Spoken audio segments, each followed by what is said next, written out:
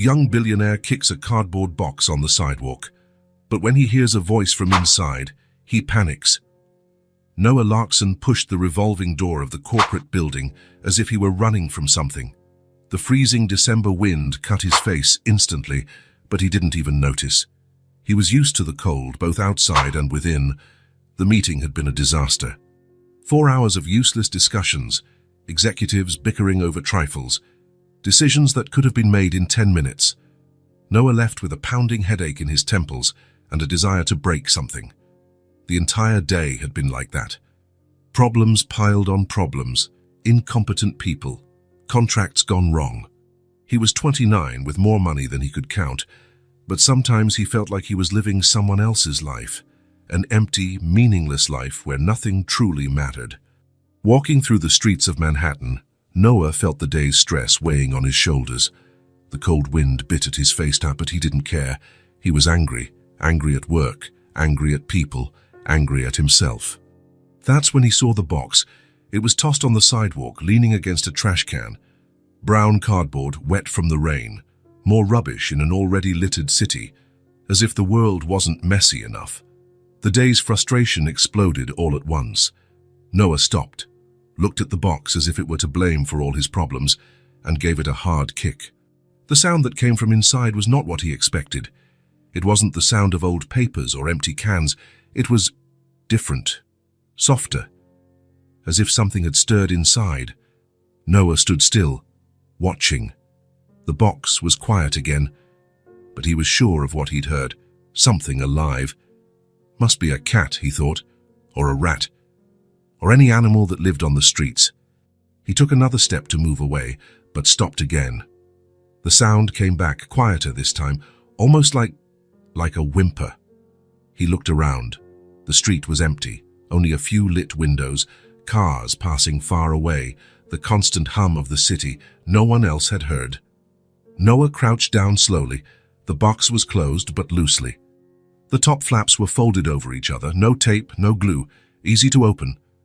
He hesitated. It wasn't his problem. He didn't meddle in other people's lives, and they didn't meddle in his. That's how it worked. That's how it had always worked. But his hands were already moving. When he opened the box, the world stopped. Inside was a child. A small girl, curled up in a fetal position, wearing clothes that had once been white but were now grey with dirt. Her brown hair matted to her face, her thin arms wrapped around her own body. She was trembling. Even unconscious, she was trembling. Noah knelt on the sidewalk, staring in disbelief. The girl couldn't have been more than 4 years old. Maybe 5. It was impossible to be sure with her like that, so small, so fragile. "What the hell?" he whispered. He carefully touched her face. Her skin was freezing, too cold. Her lips were bluish, and he could see her breath coming out in small white clouds. For a second, Noah thought about calling the police, or an ambulance, or both. Someone who knew what to do. Someone who was trained for this, but she stirred. It was just a small movement, almost imperceptible. Her head turned slightly to the side, as if looking for a more comfortable position. And Noah saw that she was waking up. He had no time to think, no time to plan, no time to do the right thing or the wrong thing. He simply picked her up. The girl weighed almost nothing. It was like carrying an injured bird. Noah wrapped her in his own coat, feeling how cold she was, how her body fit against his chest in a way that made something strange happen in his stomach. Urgency. For the first time in his life, Noah Larson felt real urgency. Not the false urgency of business, deadlines, important meetings. This was different. It was physical. It was necessary. He started to run. The streets of Manhattan blurred into a sequence of lights. Cars, people, traffic lights. Everything became one as Noah ran with the girl in his arms. His lungs burned, his heart pounded uncontrollably, but he didn't stop. The nearest hospital was 8 blocks away. Noah knew because he'd passed it millions of times, always by car, always looking over it. Now he was running towards it as if someone's life depended on it. And it did. The girl stirred again halfway there. This time she opened her eyes, large, dark, confused. She looked at him without understanding, without fear, just looked. "It's okay," Noah said, not knowing if it was true. "I'm going to help you." She closed her eyes again. St. Mary's Hospital was crowded even at that hour of the night.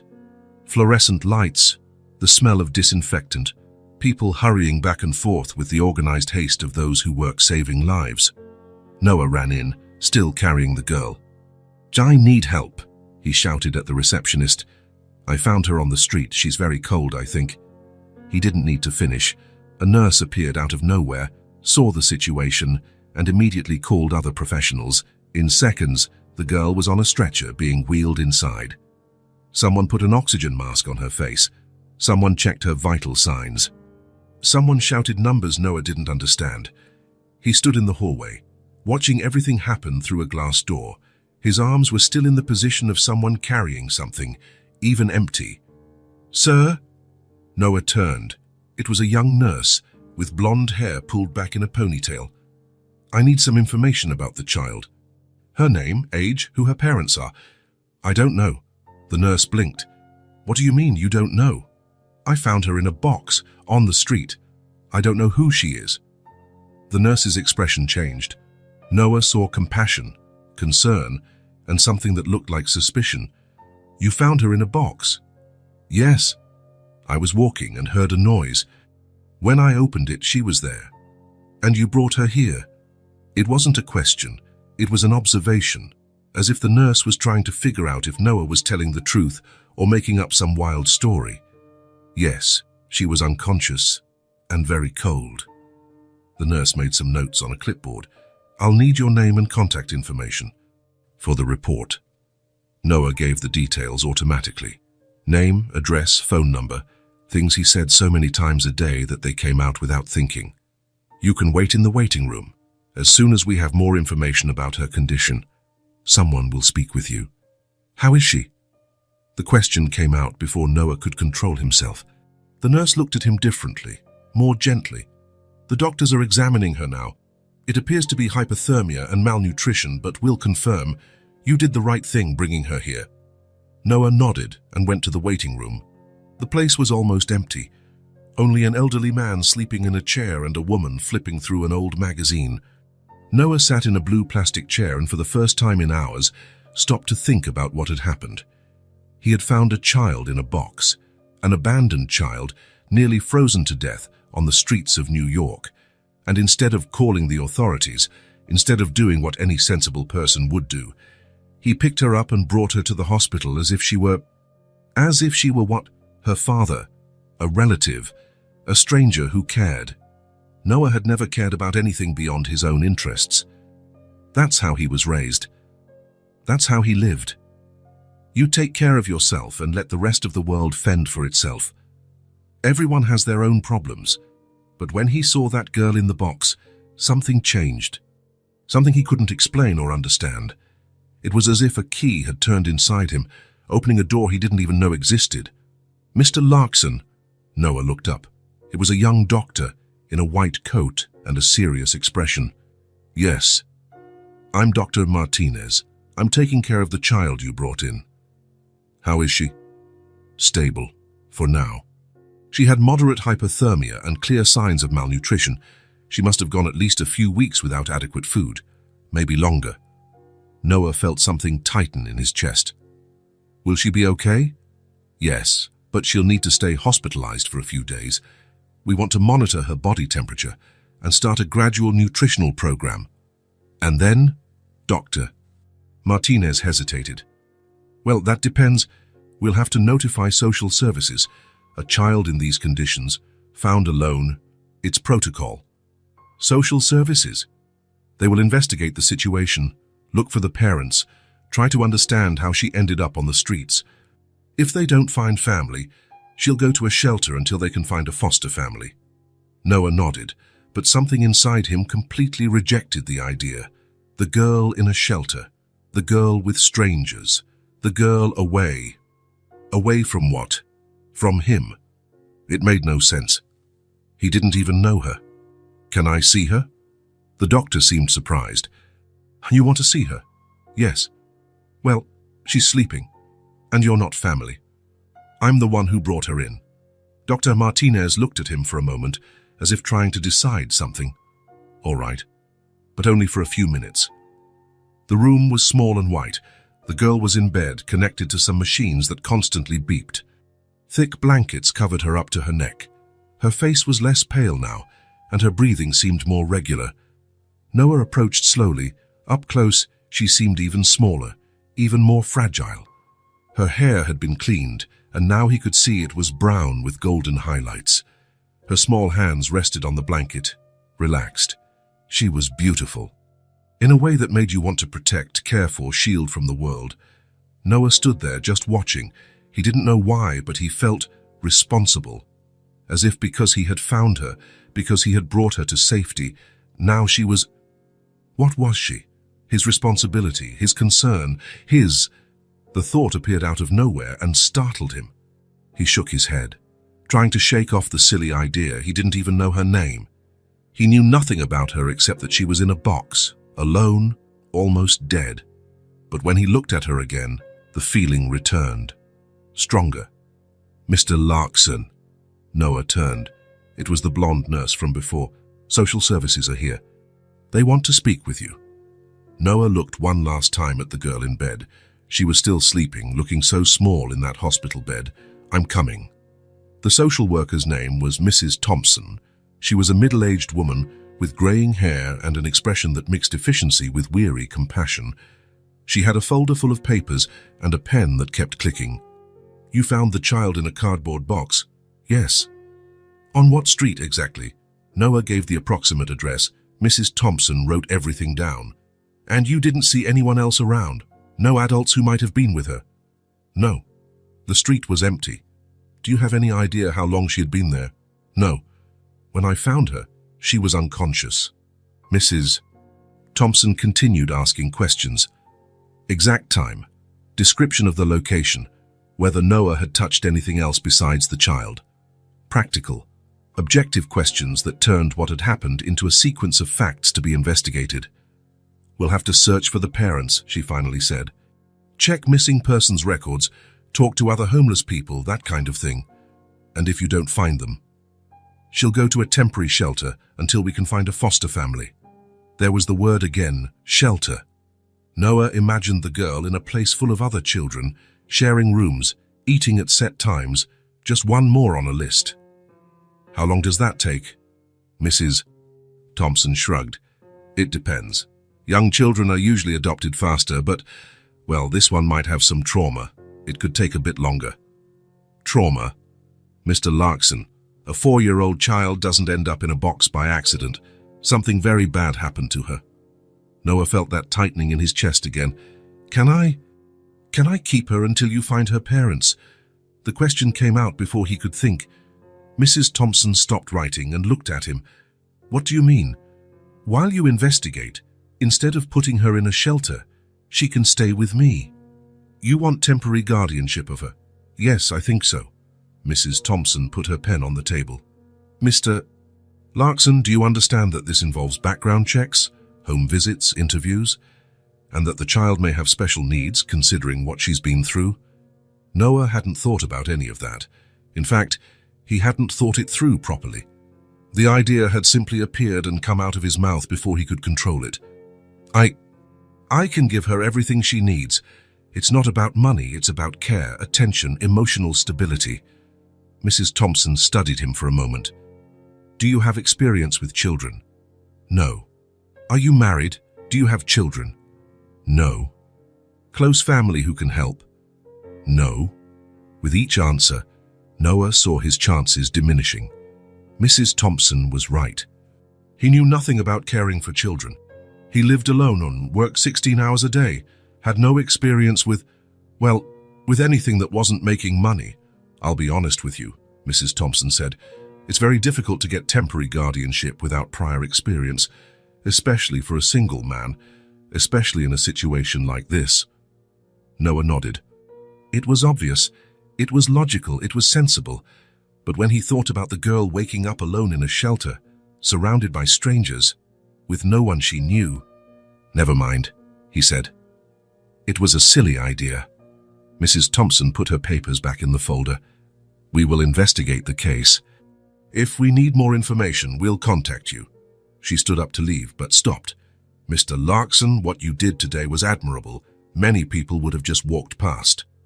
After she left, Noah was alone in the waiting room again. It was almost 2 in the morning and the hospital was quieter. Only the distant sound of medical equipment and occasional footsteps in the hallway. He should go home, take a shower, get some sleep, go back to his normal life. Tomorrow, Mrs. Thompson and her team would take care of everything. The girl would be fine. She would be cared for by professionals who knew what they were doing, but his feet wouldn't move. Instead, Noah got up and went back to her room. The girl was still sleeping. The machines kept beeping. The blankets continued to wrap her like a protective cocoon. Noah sat in the chair beside the bed. He didn't know why. He didn't know how long he would stay. He just knew he couldn't leave.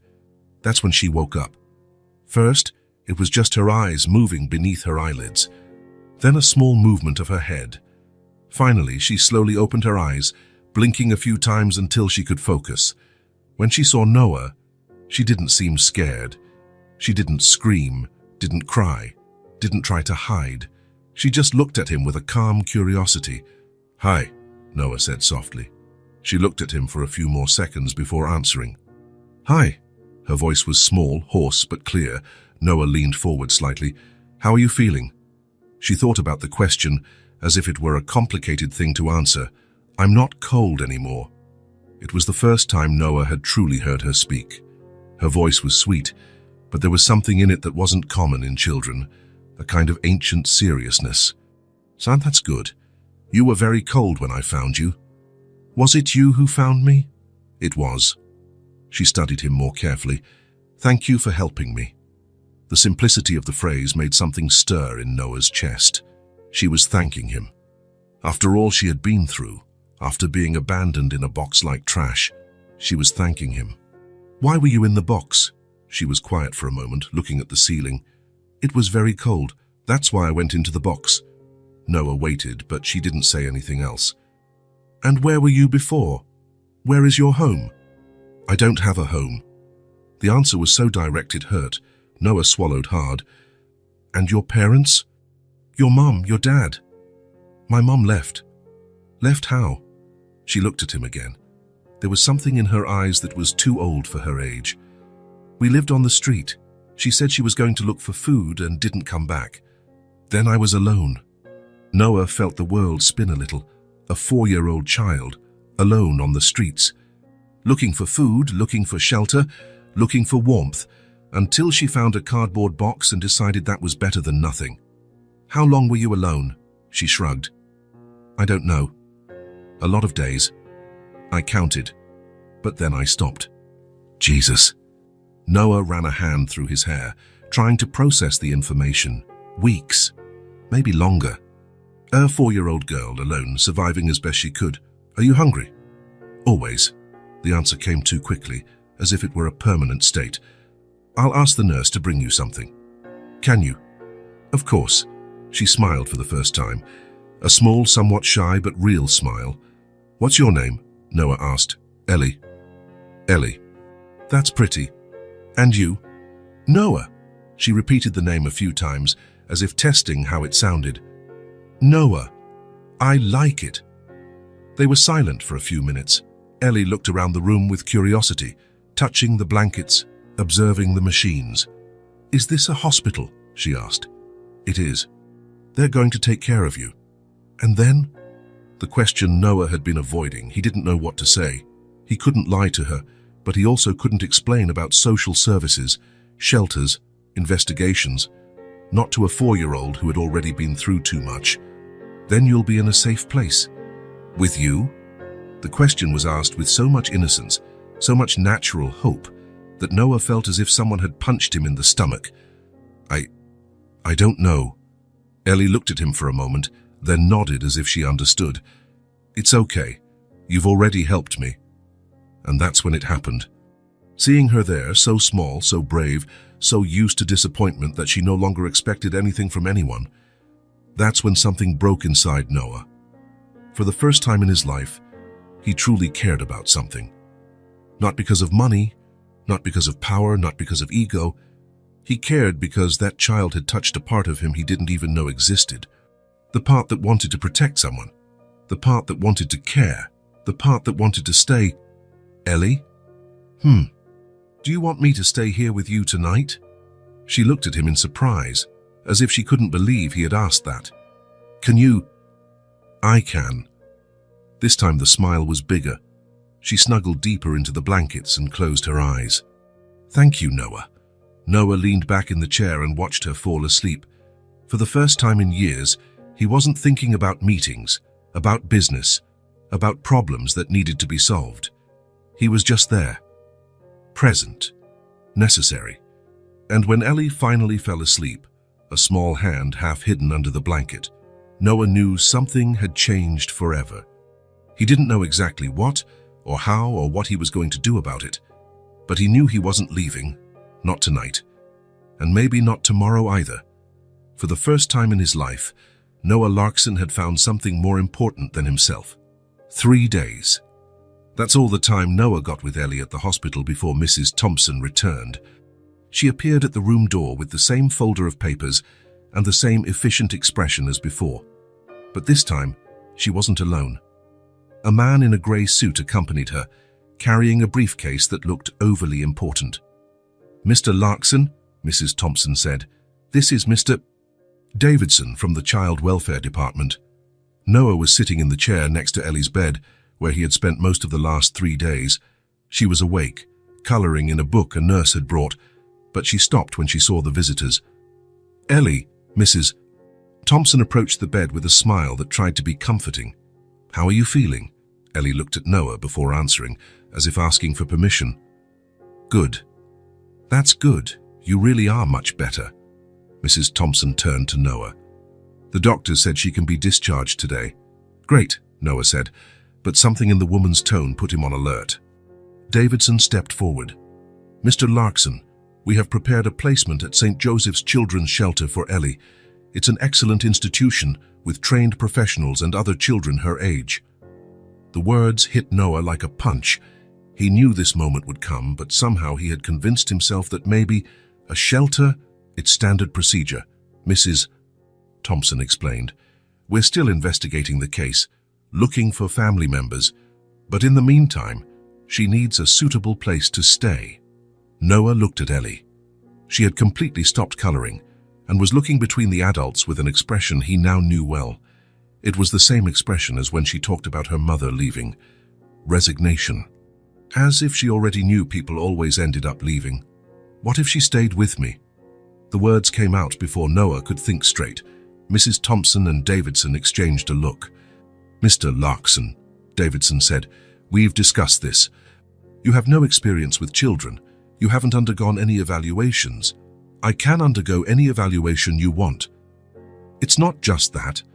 A traumatized child like Ellie needs specialized care, professionals who understand. She doesn't want to go to a shelter. Everyone looked at Ellie. She had her head down, fiddling with her crayon. Ellie, Mrs. Thompson said gently, how about meeting other children? At the shelter. There are girls and boys your age, toys, a big room to play in. Ellie didn't answer. She just huddled a little further into the bed. Noah felt something burn in his chest. Anger, frustration, and something else he couldn't name. It was as if they were trying to rip a part of him away. How long does it take to get temporary guardianship? Davidson sighed. Mr. Larkson, I'll be direct.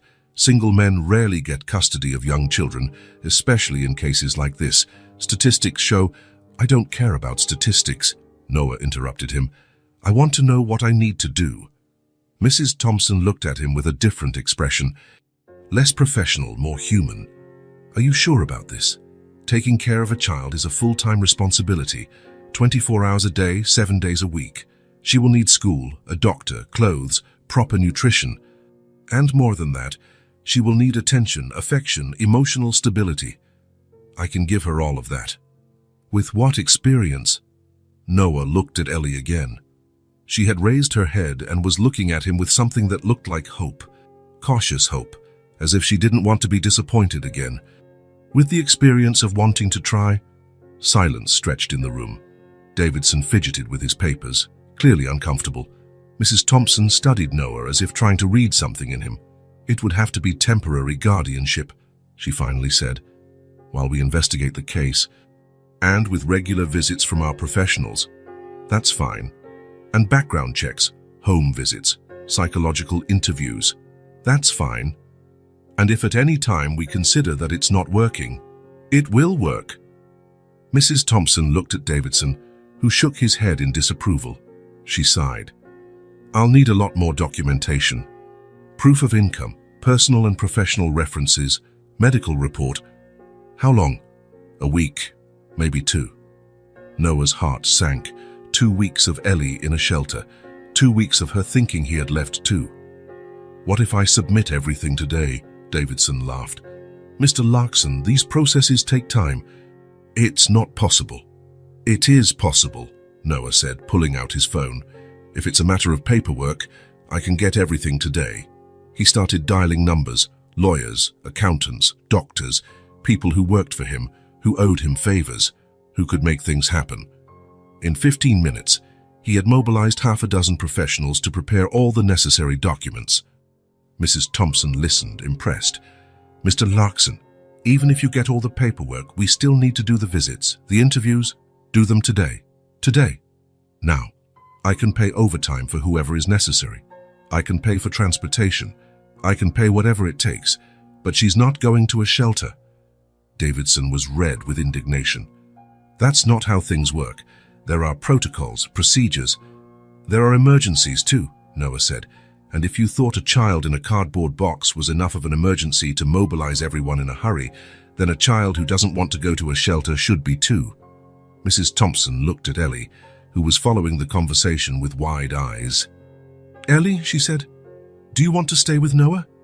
Ellie looked at Noah, then back at Mrs. Thompson. For a moment, Noah was afraid of the answer. What if she said no? What if she preferred to go to the shelter with other children, instead of staying with a stranger she had known for 3 days? "Can I?" The question was asked with so much hope, it made Noah's heart ache. "If everything goes well with the documentation," Mrs. Thompson said. "Yes." Ellie smiled, the first big smile Noah had seen from her. "Then I want to?" Davidson tried to protest a little more, but Mrs. Thompson was already picking up the phone. In 2 hours, half of the Child Welfare Department was at the hospital checking documents, conducting interviews, and preparing the paperwork for temporary guardianship. Noah went through the interviews as if he were in an important business meeting. He answered all questions, signed all papers, gave all the information requested. And when Mrs. Thompson finally said him approved, he felt a relief he didn't know was possible. "It's temporary," she stressed once more. "Initial 60 days, renewable depending on the case's progress." "Understood. And we'll make weekly visits." "That's fine. And if there's any problem," and there won't be. 2 hours later, Noah was leaving the hospital with Ellie. She was wearing clothes a nurse had found for her, small jeans and a pink top that was a bit too big. She carried a plastic bag with the drawings she had made in the past few days. In the taxi, she was glued to the window, watching the city pass by. She didn't say much, but Noah could feel her nervous energy. She was going to a stranger's home, to a place she had never seen, with someone she had known for only a few days. "Are you okay?" he asked. She nodded, but kept looking out the window. Noah's apartment was on the Upper East Side, on the 22nd floor of a building with a view of Central Park. It was large, modern, filled with expensive furniture and artwork he never really stopped to look at. It was the kind of place that impressed clients and colleagues. But when he opened the door for Ellie, Noah saw the apartment through her eyes. Cold. Empty. Too quiet. "Is this where you live?" she asked, walking slowly through the entrance hall. "It is. Now it's where you live too." She continued exploring, touching things carefully, as if afraid of breaking something. She stopped in front of the large window overlooking the city. "It's very high up." "It is, but it's safe." She nodded, accepting the explanation. Noah took her to see the apartment, the modern kitchen he hardly ever used, the living room with white sofas that looked more like decorations than places to sit. the office full of papers and computers, and finally, the guest room he had decided would be hers. It had a single bed, a dresser, a chair, everything very clean, very organized, very impersonal. "This is your room," he said. Ellie walked in slowly, looking around. She placed her bag on the bed and stood in the middle of the room, as if she didn't know what to do.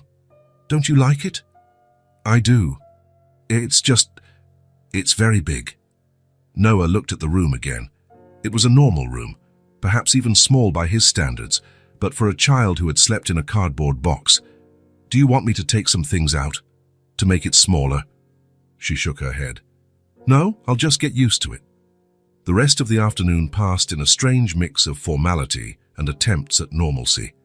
Noah showed her where the food was, how the TV worked, where the bathroom was. Ellie followed him around the house, observing everything carefully, but speaking little. At dinner time, Noah realized he had nothing suitable for a child. He opened the refrigerator and found water, wine, some leftover Chinese food, and expired yogurt. "What kind of food do you like?" he asked. Ellie shrugged. "Anything." "No, seriously. What do you want for dinner?" She thought for a moment. "Pasta?" "Pasta. Right." Noah ordered Italian food from a restaurant he knew. When it arrived, they sat at the dining table, a table too large for 2 people, and ate in silence. Ellie ate slowly, chewing carefully, as if she still couldn't believe the food was truly hers. Every now and then she would look at Noah, as if checking if everything was okay. "Is it good?" he asked. "It is. Thank you." After dinner, they went to the living room. Noah turned on the TV and looked for a cartoon channel. Ellie sat on the sofa, but right on the edge, as if she didn't want to take up too much space. "You can sit properly," Noah said. "The sofa is for sitting." She settled in better, but still kept her distance. Noah sat on the other side of the sofa, leaving space between them. They watched TV for an hour. Or rather, Ellie watched and Noah pretended to watch while actually observing her. The way she chuckled softly at funny parts, how she cringed during parts that seemed scary, how she looked at him from time to time as if checking if he was still there. When it started to get dark outside, Noah realized he wasn't sure what a 4-year-old's routine was. "Are you sleepy?" he asked. Ellie shook her head, but he noticed she was rubbing her eyes. "Do you want to take a bath before bed?" She nodded. The bath was an adventure. Noah had never bathed a child in his life. Ellie insisted she could wash herself, but he stayed outside the door, worried she might slip or drown or something. When she came out of the bathroom, wearing a bathrobe that was huge on her, Noah realized he hadn't bought pajamas. "You can sleep in your clothes tonight," he said. "Tomorrow, we'll buy pajamas." "Okay." They went to her room. Noah had made the bed with clean sheets and added extra pillows. It looked comfortable and inviting. Ellie lay down on the bed, but she remained somewhat stiff, as if she didn't know how to get comfortable. "Do you want me to leave the light on?" Noah asked. "You can." He left the bedside lamp on. "And the door, open or closed?" "Open." Noah stood at the door for a moment, not knowing what else to do. In movies, parents tell stories or sing songs, but he didn't know any suitable stories and he certainly couldn't sing. "Do you need anything else?" "No, thank you." "Then, good night." "Good night, Noah." He went to his own room, but couldn't sleep. He lay staring at the ceiling, thinking about the girl in the next room. Was she scared? Was she regretting coming? Had he done the right thing? Around midnight, he heard a noise. He got up and went to check. Ellie wasn't in bed. For a second, Noah panicked. What if she had run away? What if she had decided she preferred the streets? What if... He found her on the floor, next to the bed, curled up in the blanket. She was sleeping, breathing slowly and deeply. Noah watched for a moment, trying to understand. The bed was made warm, comfortable. Why was she sleeping on the floor? Then he understood. A bed was a luxury. A bed was something that could be taken away at any moment. The floor was safe. The floor was what she knew. He slowly crouched down, took an extra blanket from the closet, and carefully placed it over her, trying not to wake her. Ellie stirred a little, but continued to sleep. "Good night, little one," he whispered. In the following days, Noah discovered that caring for a child was completely different from anything he had ever done in his life. There was no instruction manual, no weekly reports, no clear goals to achieve. Ellie still spoke little. She answered when he asked something, thanked him for food, for bathing, for the new clothes he bought, but she rarely initiated conversations or asked for anything. What she did was observe everything, all the time. She watched how Noah made coffee in the morning, how he talked on the phone, how he got nervous when things didn't go as planned, how he sat on the sofa to watch TV. And then she started to imitate him. On the second day, Noah found her sitting on the kitchen floor, watching him make coffee. On the third day, she sat in the chair next to him while he checked emails. On the fourth day, when he went to the sofa to watch the news, she sat beside him, not right next to him. She kept a safe distance, but close enough to see him, to know he was there. It was as if she had decided that the safest way to exist in that new space was by following Noah. Wherever he went, she went. Whatever he did, she watched, as if he were an anchor in a storm. And Noah began to realize that he liked it. He liked having her around. He liked knowing that when he looked sideways, she would be there. He liked the strange responsibility of knowing that someone depended on him for more than money or business decisions. She depended on him for safety, for food, for not leaving. "Do you want to watch something specific?" he asked one night, when he realized that for a week they had only watched what he chose. Ellie shook her head. "I like what you like, but you can choose too. It's your home now." She looked at him with a serious expression. "Is it really my home?" The question made something tighten in Noah's chest. He realized that for her, nothing was guaranteed. Home, food, safety. Everything could disappear at any moment because it had disappeared before. "Yes, it is," he said. "Your home." She smiled and snuggled a little closer on the sofa. "So I can choose the channel sometimes." "You can choose whenever you want." That night, they watched cartoons until Ellie fell asleep, leaning against his arm. Noah remained motionless for almost an hour, afraid to wake her, feeling her small, warm weight against his chest. When he finally carried her to her room, she didn't wake up. And for the first time since she arrived, she slept in the bed all night. Noah stood at the door for a few minutes, watching her sleep. So small, so confident now, so his. That was it. He didn't know when it had happened, but it had. Ellie was his responsibility, his concern, his family. And he discovered that he didn't want it to be any different. Mrs. Thompson could talk all she wanted about temporary guardianship and procedures. Davidson could cite all the statistics he knew about single men and traumatized children. But there, in that room, watching Ellie sleep safe and warm in a real bed, Noah knew he had found something he didn't know he was looking for. He had found a reason to wake up in the morning that had nothing to do with money or power. He had found someone who needed him as much as he needed her.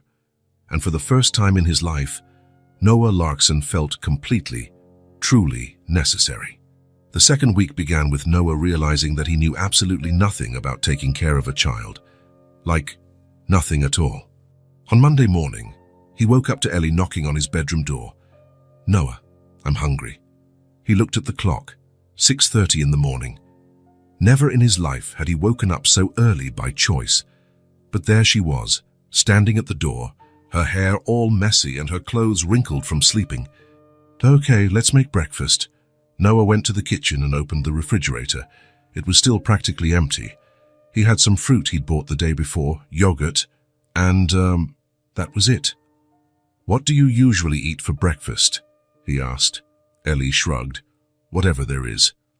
This answer was starting to bother Noah. Not because it was difficult, but because it was obvious she had learned not to expect much from life. "No, seriously, what do you like to eat?" She thought for a moment. "Cereal? Cereal, right." Noah looked at the cabinets. There was no cereal, no milk, nothing a normal child would eat for breakfast.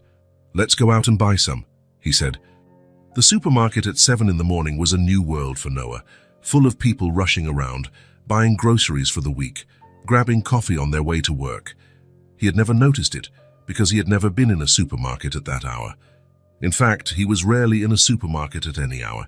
Ellie was impressed by the size of the place. She walked glued to the cart Noah pushed, looking at everything with wide eyes. "There's a lot of food here," she said. "Yes, you can choose whatever you want." They went to the cereal aisle first. Noah stood in front of the shelves, looking at dozens of colorful boxes. How did anyone choose among so many options? "Which one do you want?" Ellie looked at all the options, clearly lost as well. "I don't know. Which one is best?" "I don't know. I've never bought cereal." She looked at him in surprise. "Never. Never." "What do you eat for breakfast?" Noah thought. What did he eat for breakfast? Coffee, usually. Sometimes nothing. Sometimes something his assistant bought.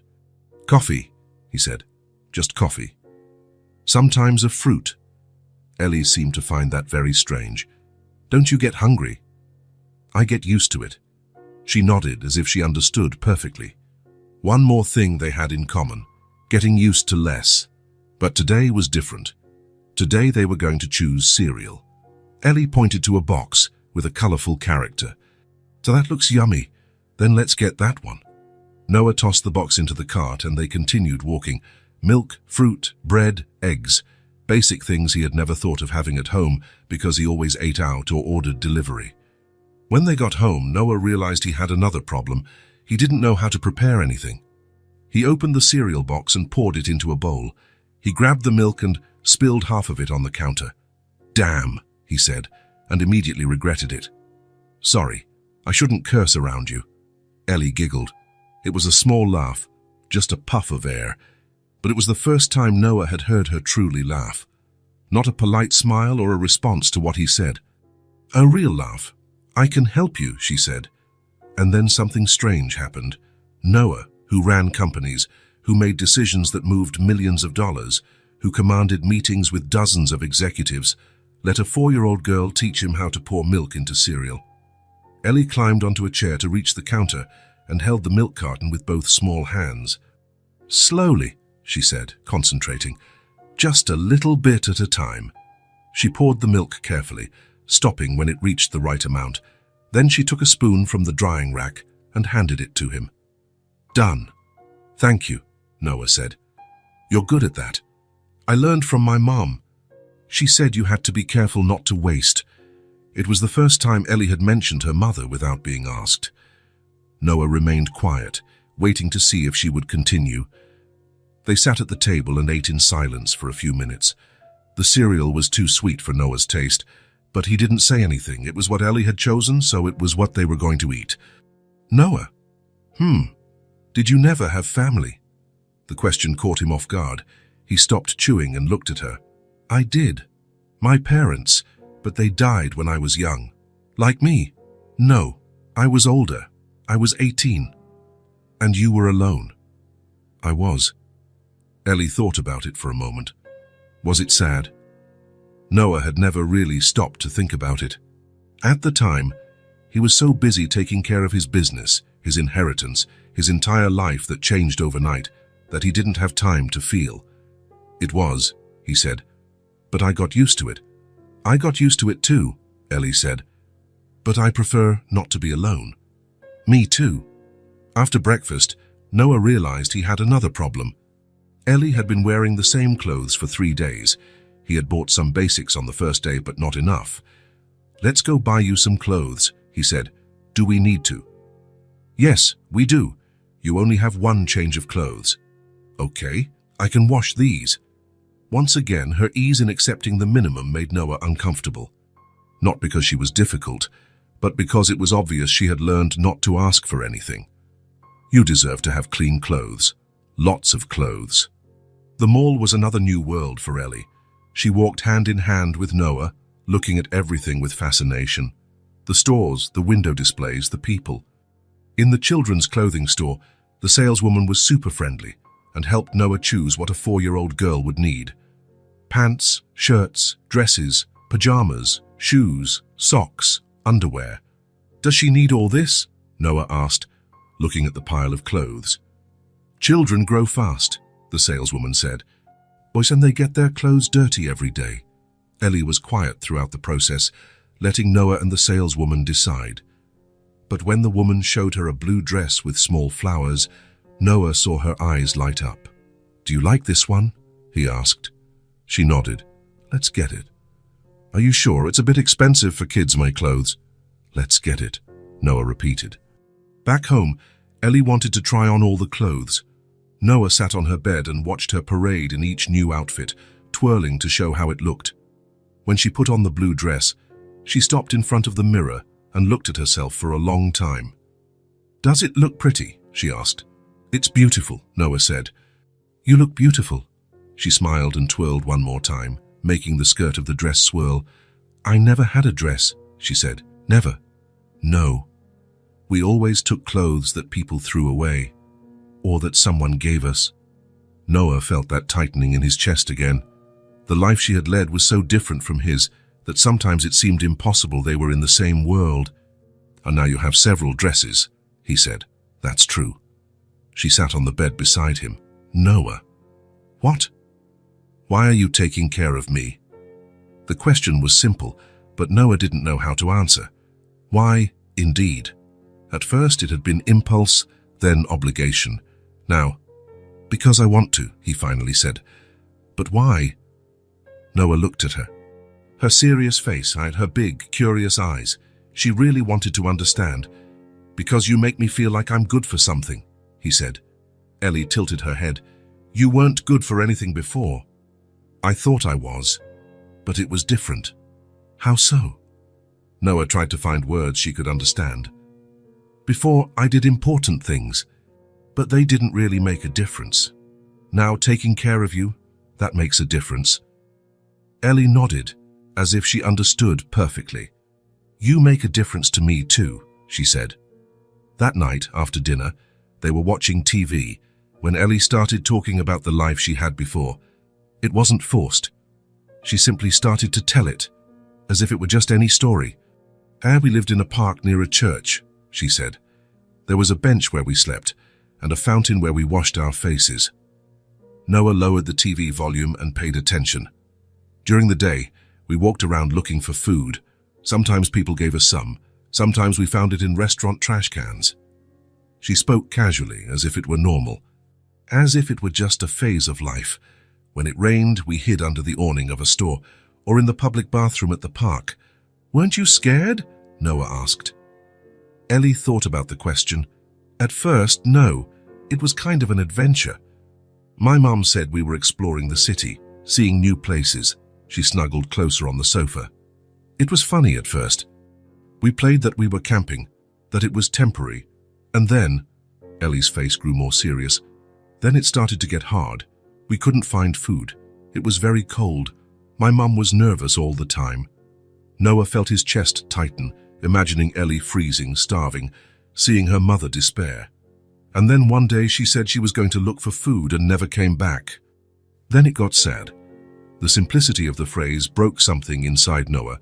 Then it got sad, as if all the tragedy of the situation could be summarized in those 4 words.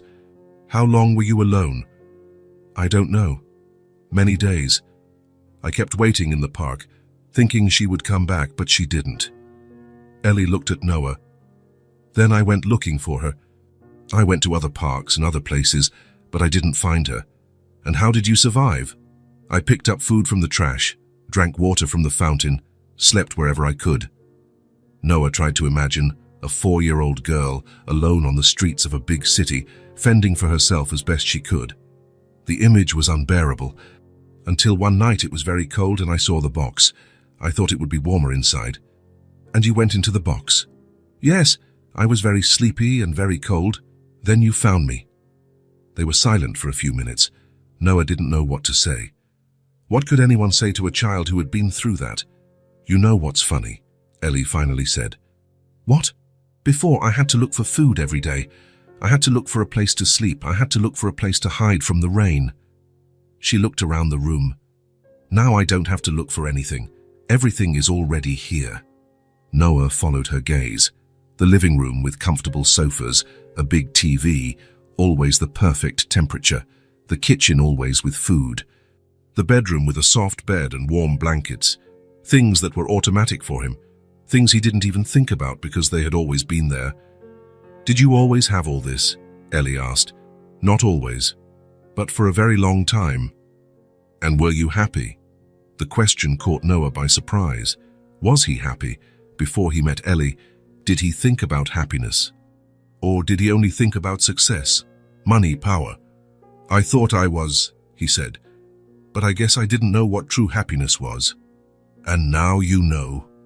Noah looked at her, sitting on his sofa, wearing her new dress, her hair clean and shining in the TV light, safe, cared for. "I think I'm learning."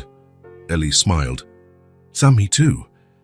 That night, after Ellie went to sleep, Noah stayed alone in the living room thinking about what she had told him, her life before, his life now, the difference a few days could make. He always thought he had everything. A beautiful home, expensive cars, designer clothes, exclusive restaurants, trips to exotic places, important meetings, people who respected him. But talking to Ellie, Noah realized that all that abundance was empty. It was just an accumulation of things that meant nothing. He lived in a bubble of comfort that isolated him from everything that truly mattered. He had never felt real need. He had never feared not having a place to sleep or something to eat. He had never truly depended on anyone or had anyone depend on him. His life was full of everything, but empty of meaning, until now. Now he woke up thinking if Ellie was okay. He slept worrying if she was cold. He felt anxiety when she was too quiet and relief when she laughed. For the first time, Noah had something money couldn't buy. He had a reason to wake up that had nothing to do with profit or power. He had someone who needed him not for what he possessed, but for what he could give of himself. And he discovered that giving of himself was infinitely more rewarding than accumulating things. The next morning, Noah woke up to Ellie knocking on his door again. "Noah, I'm hungry." But this time he didn't feel lost. He knew exactly what to do. He went to the kitchen, took the cereal box they had chosen together, and prepared breakfast for two. And when Ellie laughed at him because he spilled milk on the table again, Noah laughed with her. For the first time in his life, Noah Larkson knew exactly where he wanted to be. Noah spent all night thinking about the conversation he had with Ellie, about the stories she told about life on the streets, about her mother who went to look for food and never came back, about the way she told all of it, without anger, without blame, just with a sadness too accepting for her age. But something bothered Noah, not the story itself, but the fact that he had never asked if Ellie wanted to look for her mother. He had assumed, like everyone else, that the woman had simply abandoned her daughter, that she had decided that caring for a child was too difficult and had left. But what if that wasn't it? What if something had happened to her? The next morning, after Ellie had breakfast and settled in the living room to watch cartoons, Noah called a private detective he had used a few times for business investigations. "Jack, it's Noah Larkson. I need a favor." Jack Morrison was a former police officer, an expert in cases that required discretion. He had helped Noah a few times with background checks on business partners, nothing too complicated. "Sure, Noah, what do you need?" "I want you to find a person, a woman, mother of a child who's living with me now." There was silence on the other end. "Living with you?" "It's a long story. The child was abandoned. I got temporary guardianship. But I want to know what happened to her mother." "Understood. Do you have any information? Name, age, last seen?" Noah realized he knew almost nothing. He didn't know Ellie's mother's name, her age, nothing beyond what the girl herself had told him. "I'll have to ask the child," he said. "Noah," Jack said in a more serious tone, "are you sure you want to stir this up? Sometimes it's better to leave the past where it is." "Maybe, but she deserves to know what happened." After hanging up, Noah watched Ellie watch TV. She was sitting on the floor, cross-legged, completely focused on the cartoon. She was wearing one of her new outfits. Her hair was brushed, her cheeks had a healthy color. She looked like a normal child, a child who had never known hunger or cold or fear. But Noah knew that beneath that appearance of normalcy, Ellie carried memories no child should have. And one of the biggest was not knowing what had happened to the only person who had cared for her. "Ellie, can I talk to you about something?" She turned off the TV and sat on the sofa next to him. Noah noticed that whenever he said he wanted to talk, she stopped everything to give him her attention, as if his words were the most important thing in the world. "It's about your mom," he said. Ellie became more serious, but didn't seem scared. "What about her?" "I was thinking, if I could try to find her." "Would you like that?" The question hung in the air between them. Ellie looked at the floor, then at the window, then back at Noah. "What do you mean, find her?" "Hire someone to look for her, to find out where she is, what happened." Ellie was quiet for a long time. Noah could practically see the thoughts going through her head. "And what if she doesn't want to see me?" she finally asked. The question broke Noah's heart. A 4-year-old already thinking about rejection. "Why wouldn't she want to see you?" "Because she left me." "Ellie, sometimes people don't leave on purpose. Sometimes things happen that they can't control." She looked at him with those big, serious eyes. "Like what?" Noah realized he was entering delicate territory. He couldn't promise that her mother hadn't abandoned her on purpose. He couldn't promise they would find her. He couldn't promise everything would be okay. "I don't know," he said honestly. "But I think you deserve to know the truth." Ellie thought a little more. "If you find her, will I have to leave?" And there it was. The real fear, not of rejection, but of having to leave the only safety she had found. "No," Noah said immediately. "No matter what happens, you won't have to leave if you don't want to. Promise." "I promise." Ellie nodded slowly. "Then you can look." That afternoon, Noah sat with Ellie to gather all the information she could remember about her mother. It wasn't easy.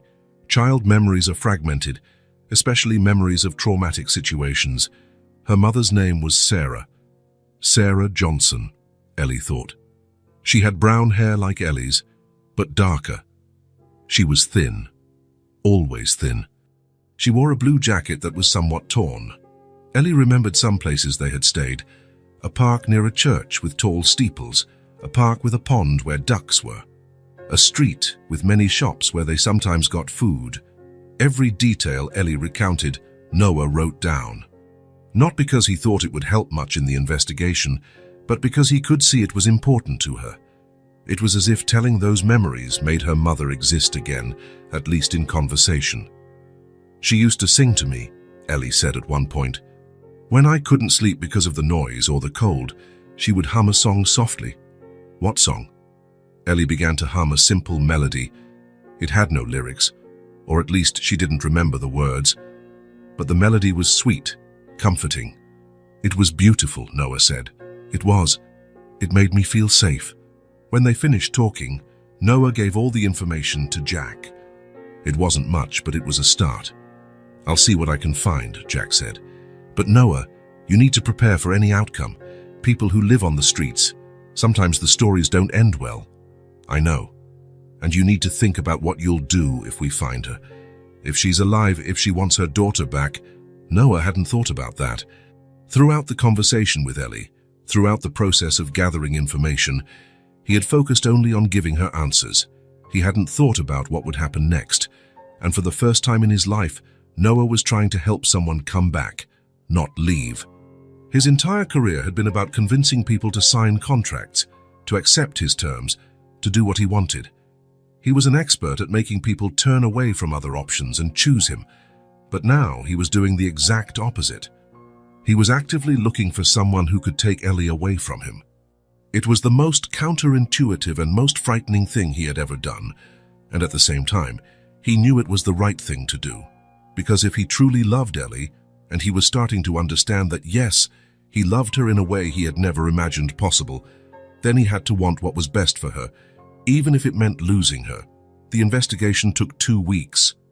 2 weeks of Noah waking up every day hoping for a call from Jack. 2 weeks of Ellie asking any news every afternoon when he got home from work. 2 weeks of Noah being torn between hope and terror. Finally, Jack called. "Noah, I found her." Noah's heart stopped. "You found her?" "I found out what happened to her. Can you come here?"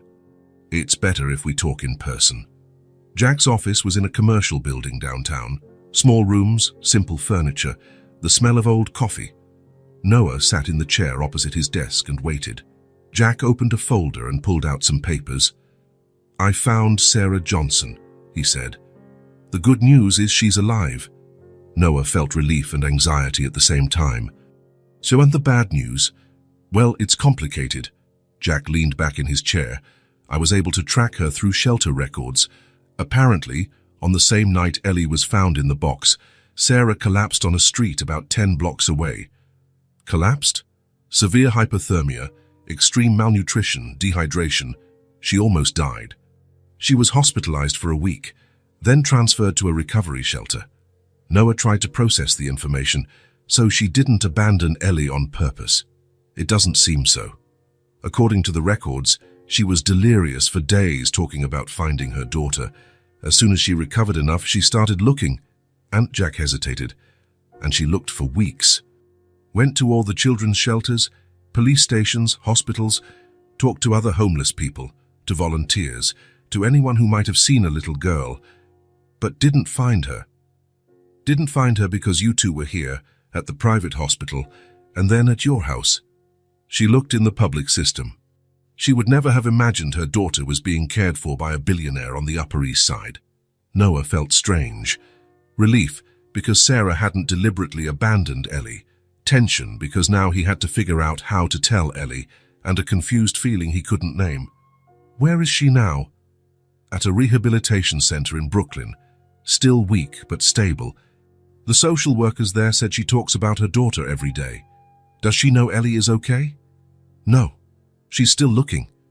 Noah was quiet for a moment, trying to organize his thoughts.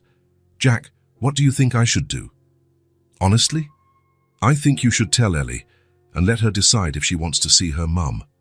And if she does, then you'll have to figure out how to make that work." Noah went home with his head spinning. All the way, he rehearsed how he would tell Ellie.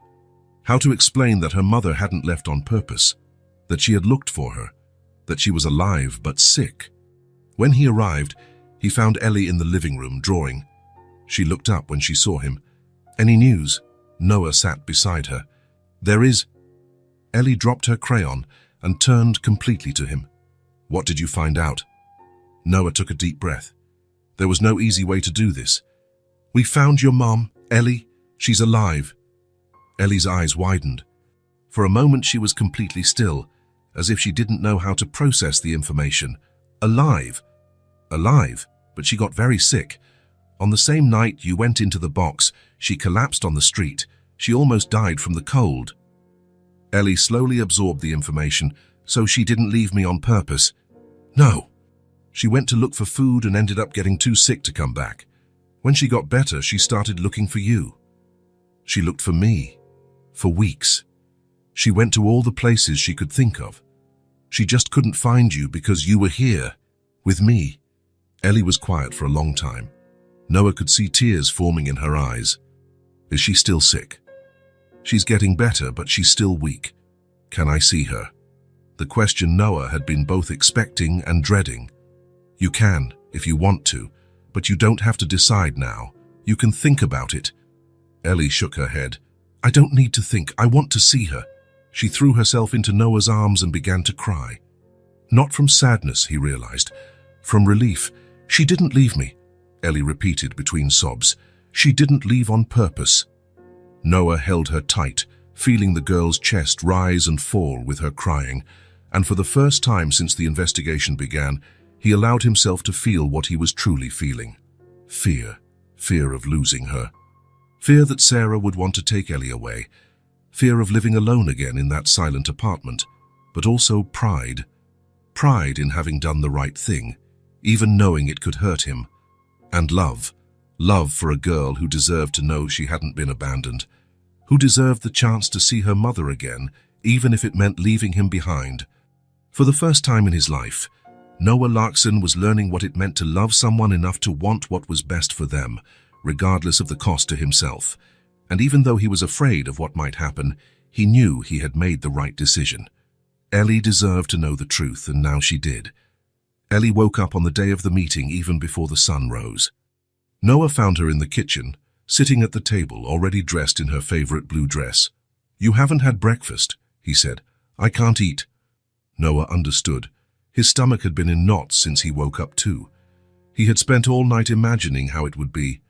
How would Ellie react to seeing her mother after so long? How would Sarah react to seeing her daughter well-grown, different? "Do you want to go later?" he asked. Ellie shook her head vigorously. "No, I want to go now."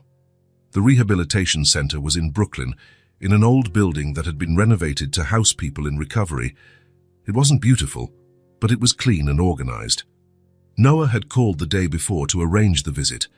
Throughout the taxi ride, Ellie remained quiet.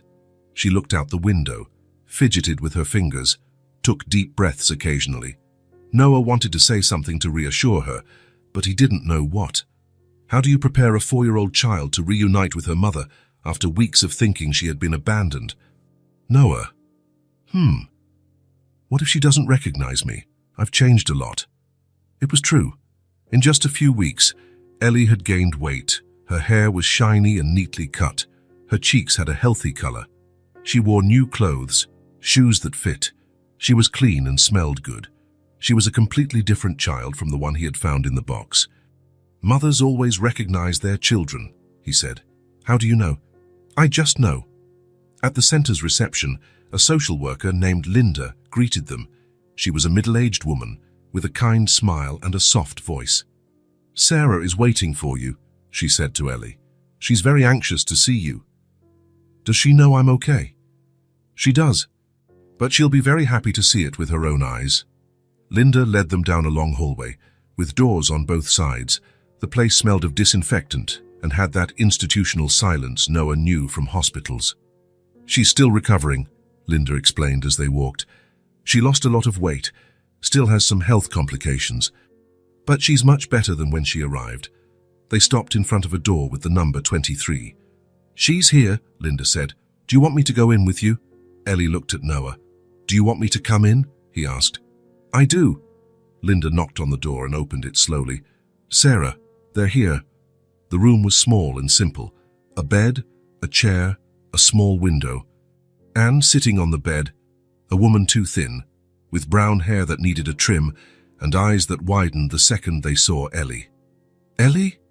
The voice was weak, hoarse, but filled with an emotion that made Noah's heart ache. Ellie stood at the door for a moment, just watching. Noah could feel the tension in her small body. "Mommy?" And then Sarah began to cry. Not a delicate cry, but a cry of profound relief, of despair that finally found peace. "My God," she whispered. "My God, you're well. You're beautiful." Ellie took a step forward, then another. Slowly, as if unsure if it was real. "You didn't abandon me." The question came out small, vulnerable. Sarah held out her arms. "Never," she said, her voice breaking. "Never, my love. I tried to come back, but my body wouldn't let me." And then Ellie ran. She ran into her mother's arms and threw herself onto the bed, clinging to her as if she would never let go. Sarah wrapped her in arms that seemed too fragile, but held Ellie as if she were the most precious thing in the world. Both cried. Sarah repeated, my girl," between sobs. Ellie just clung, her face buried in her mother's neck. Noah stood at the door, watching. Linda was beside him, also with watery eyes. It was beautiful. It was what Ellie deserved. It was what any child deserved. The certainty that she hadn't been abandoned, that she was loved, that someone had fought to come back for her. But even knowing that, even being happy for Ellie, Noah felt something painful stir in his chest. It wasn't jealousy, exactly. It was loss. The feeling that something that was his was returning to where it came from. "I looked for you," Sarah was saying. "I looked everywhere. I went to all the shelters, talked to everyone I met. I couldn't find you. I was with Noah," Ellie said, finally pulling back enough to look at her mother. "He found me in a box and took me to the hospital." Sarah looked at Noah for the first time. Her eyes were red from crying, but there was a gratitude in them that was almost painful to see. "You took care of her. It wasn't a question." "I did," Noah said. "Thank you." Sarah tried to get up from the bed, but Linda stopped her. "You still need to rest," Linda said gently. "I just want to thank him properly." You don't need to, Noah said. Anyone would have done the same. Sarah shook her head. No, not just anyone. Look at her. She ran a hand through Ellie's hair.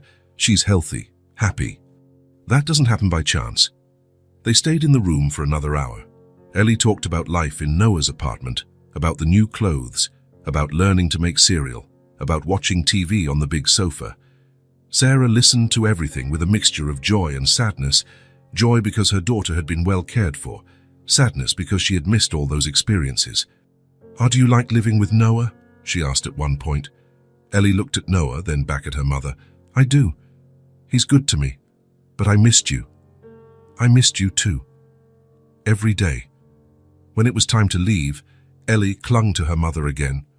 Are you staying here? For a few more weeks, until I get stronger. And then? Sarah hesitated. It was the question everyone was avoiding, but it needed to be asked. Then we'll have to figure out what to do, she said. In the taxi back, Ellie was quiet again, but it was a different silence, lighter, as if a weight had been lifted from her shoulders. She's very thin, she finally said. She'll get better. With time and good food. She looked sad. I think she was afraid you had forgotten her. Ellie thought about it. I never forgot. Sometimes it just hurt to remember. That night, after Ellie went to sleep, Noah called Jack. How did it go? Jack asked. Well, emotional. She was happy to see her mum. And now I don't know. Noah spent the next week trying to figure out what to do. Legally, he still had temporary guardianship of Ellie. Sarah was recovering and not in a condition to care for a child. But it was obvious they both wanted to be together. The solution appeared when he was talking to Linda about the options. Sarah will need a place to stay when she leaves here, Linda said, and a job eventually. But she doesn't have money for a deposit. She doesn't have references. What if I helped? How so? Pay for an apartment, for as long as necessary. Linda seemed surprised. Mr. Larkson, that's very generous, but Sarah is proud. She might not accept charity. It's not charity. It's an investment in Ellie's future. Noah found a small apartment in Queens, 2 bedrooms, kitchen, living room. Simple, but clean and safe. It was near a good school and had a park around the corner. When he showed the place to Sarah, who was well enough to leave the center for visits, she started to cry. I can't afford this, she said. You don't need to pay now. When you're working, we'll see. Why are you doing this? Noah looked at Ellie, who was exploring the empty apartment, opening cabinets, testing faucets. Because she deserves to have a home, and you deserve to have your daughter back. The following weekend, Noah took Ellie to choose furniture. It was a completely different experience from when he bought things for her in his apartment. This time, every decision was made for someone else. My mom likes blue, Ellie said when they were choosing curtains. Then let's get blue. They bought a small kitchen table, a comfortable used sofa, beds, sheets, towels. Noah let Ellie choose almost everything. It was important that she felt part of creating that space. In the housewares store, Ellie stopped in front of the pots and pans. My mom knew how to cook, she said. Before, when we had a home. She will again. Do you think she'll remember? I think some things you never forget. When they finished furnishing the apartment, Noah sat on the new sofa and looked around. It was simple, but cozy. It had a sense of home that his luxurious apartment never did. It looks pretty, Ellie said, sitting beside him. It does. My mum will like it. She will. They were silent for a few minutes. Noah knew it was the last time they would do something like this together. The following week, Sarah would leave the center and come live there.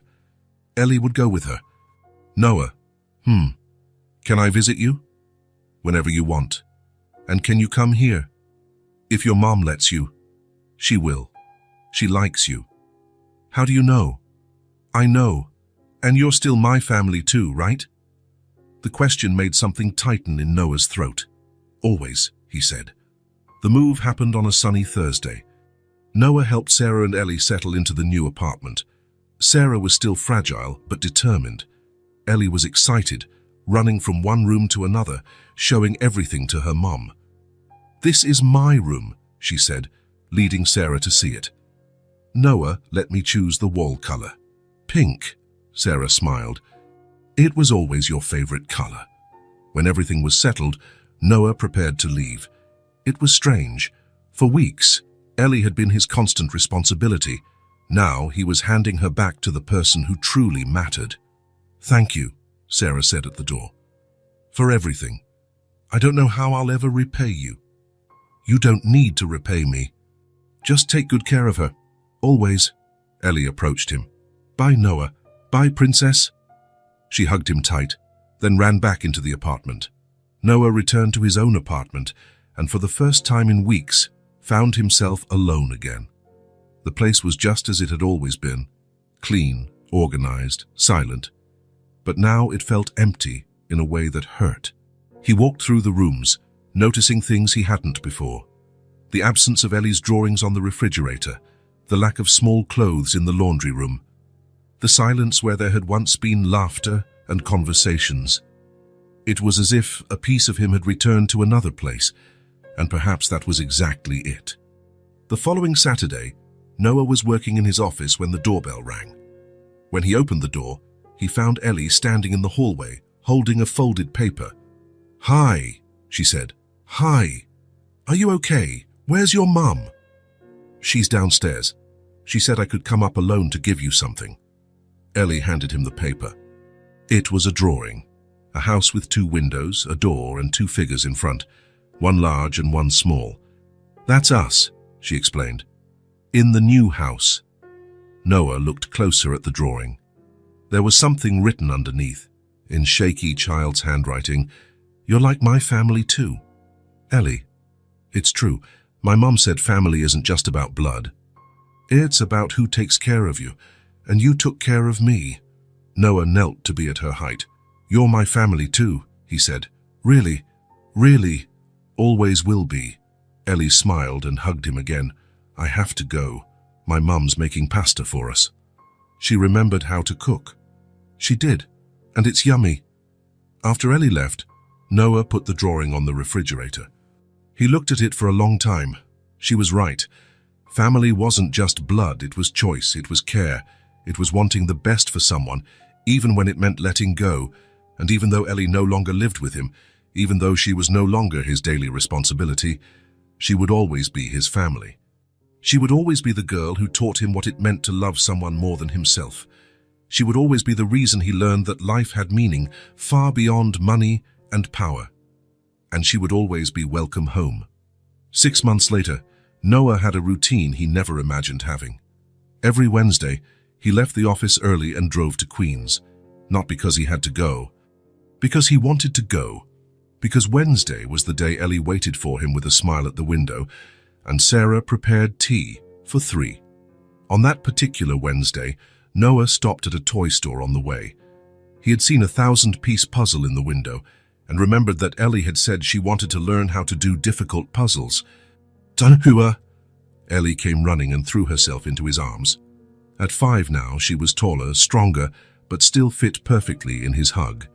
Sarah appeared from the kitchen, drying her hands on a dish towel. She was different from the first days in the apartment. She had gained weight, her hair was cut and shiny, and there was a lightness in the way she moved that hadn't existed before. You're just in time, she said. The cake is almost ready. You didn't have to make cake. I know, but I wanted to. That's how it was between them now. Small gestures of affection that came not from obligation, but from genuine gratitude and affection that had grown naturally over the months. Sarah had found a part-time job at a children's clothing store. Noah continued to pay the rent, but now it was more of a family arrangement than charity. I brought you something, Noah said to Ellie, handing her the bag. When she saw the puzzle, her eyes lit up. 1,000 pieces. You remembered. After the snack, they settled on the living room floor to put together the puzzle. It was a landscape of mountains with a lake in the middle. Ellie insisted on separating all the pieces by color first. Noah, Ellie said at one point, do you have family besides us? The question caught him off guard. No, he said. You are my family.